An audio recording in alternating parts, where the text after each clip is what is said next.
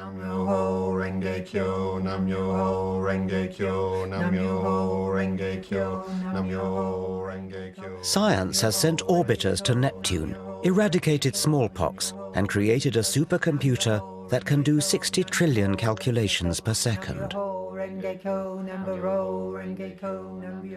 Science frees us from superstition and dogma and enables us to base our knowledge on evidence. Well, most of us.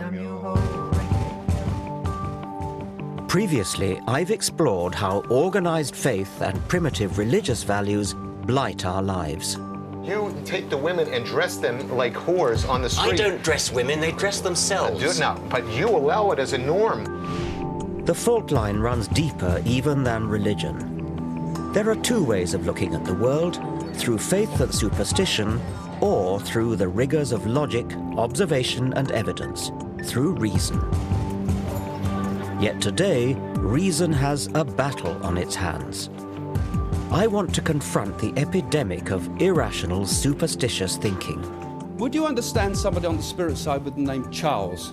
I believe that I give... You really believe it? I believe absolutely Seriously, 100% that it's true, because it's been proven to me against my rationality. It's a multi-million-pound industry that impoverishes our culture. Astrology leans toward the divine and the sacred, words which I know you don't like very much. And throws up New Age gurus who exhort us to run away from reality. The tree-ness is the spiritual quality.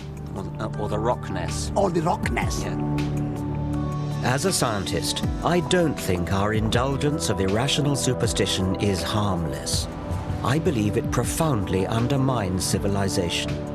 Reason and a respect for evidence are the source of our progress, our safeguard against fundamentalists and those who profit from obscuring the truth. We live in dangerous times when superstition is gaining ground and rational science is under attack. In this program, I want to take on the enemies of reason.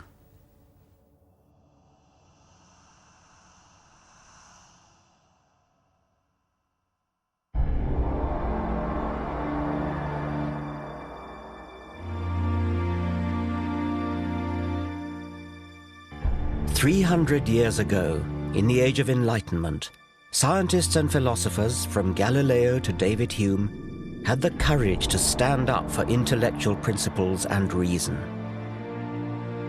The rational science they pioneered has given us tangible benefits. Everything from antibiotics to electricity, sewage systems to sat-nav. And it's not just material progress. Increased life expectancy, health and leisure provided by modern medicine and industrial technology have given more people more time than ever before to educate themselves, express their creativity, and ponder existence. And yet, into this better world that reason has built, primitive darkness is coming back, a disturbing pick and mix of superstitions. Where better to start my journey than a New Age fair? Hello, what do you do? What sort of readings do you do? All kinds. I do the tarot, and then I also do the crystal ball. This is George. Hello. What can you do for me? All right, well, we can take it over a photograph. All right, I'd like that, yes. What do I do? Just sit on the throne there? Just take a seat, please. Shall I take my glasses off? Oh, what have you got here? Right, now, you have got a couple of spirit guides around you at the moment, because I think there's something in your life changing, but I think this is about you as well, being more comfortable with yourself.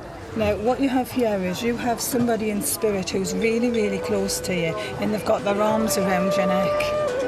Well, that's very nice to know.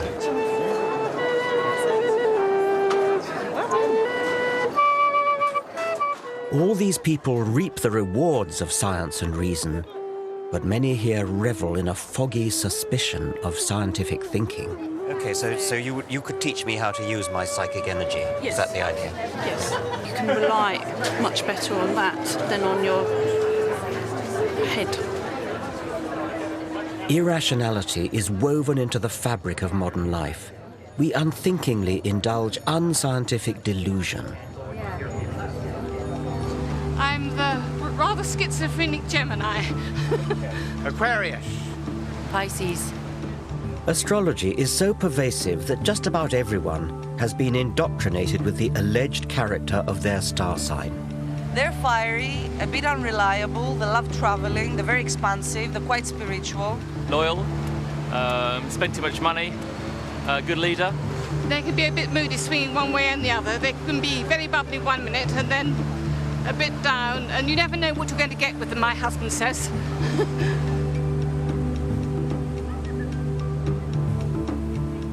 A full quarter of the British population claim to believe in astrology. That's more than believe in any one of the gods touted by religions. Day in, day out, astrological horoscopes get far more newspaper column inches than science. Amusingly, it falls foul of our modern taboo against lazy stereotyping. How would we react if a newspaper published a daily column that read something like this? Germans, it is in your nature to be hard-working and methodical, which should serve you well at work today. In your personal relationships, especially this evening, you will need to curb your natural tendency to obey orders. Chinese, inscrutability has many advantages, but it may be your undoing today. British, your stiff upper lip may serve you well in business dealings, but try to relax and let yourself go in your social life. And so on through 12 national stereotypes. Of course, the astrology columns are not as offensive as that, but we should ask ourselves exactly where the difference lies. Both are guilty of facile discrimination, dividing humanity up into exclusive groups based on no evidence. So now I want to find out how those who trade in such irrational nonsense can possibly justify what they do. This is a map of the cosmos with London in the very centre.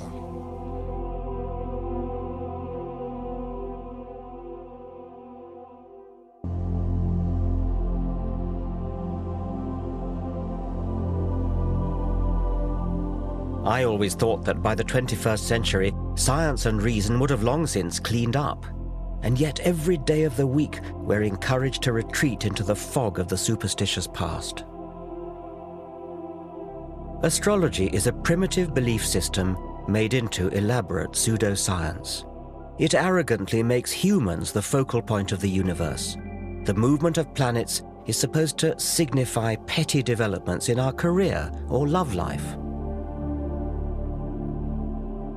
It was developed in the 2nd century AD by the philosopher Claudius Ptolemy and has not moved on since, despite the discovery of new planets and despite a shift in the Earth's rotational axis that has thrown Ptolemy's zodiac out by 23 degrees. You could ask a question. You could say, who has stolen my money? It never made sense when it was first invented, and it makes even less sense now. Read it off as though you mean they get it right. Do you think there's an actual physical influence of the planets that somehow beams down and influences us, people? I think it's very hard to see that. I think if you try to understand astrology as a causal agent, right, I think that's hard to imagine how that would happen. I think you have to look at the planets as signifiers. When you look at the movement of Saturn around the zodiac, it's a very strong signifier of what's going on in individual lives. I don't even understand how they could possibly be signifiers. I mean, how could the rise of Saturn possibly be a signifier for something that's going on physiologically in a person's body? The position of planets in the signs of the zodiac. This is what you keep coming back to ask me. How could it possibly work? Yes. And I've told you, I don't know. It's a deep, dark mystery. What isn't a deep, dark mystery is why the trite vagaries of newspaper horoscopes seem to chime with readers. Psychologists have identified what's known as the Barnum effect, whereby people tend to believe statements are accurate for them personally, when in fact they're general enough to apply to anyone.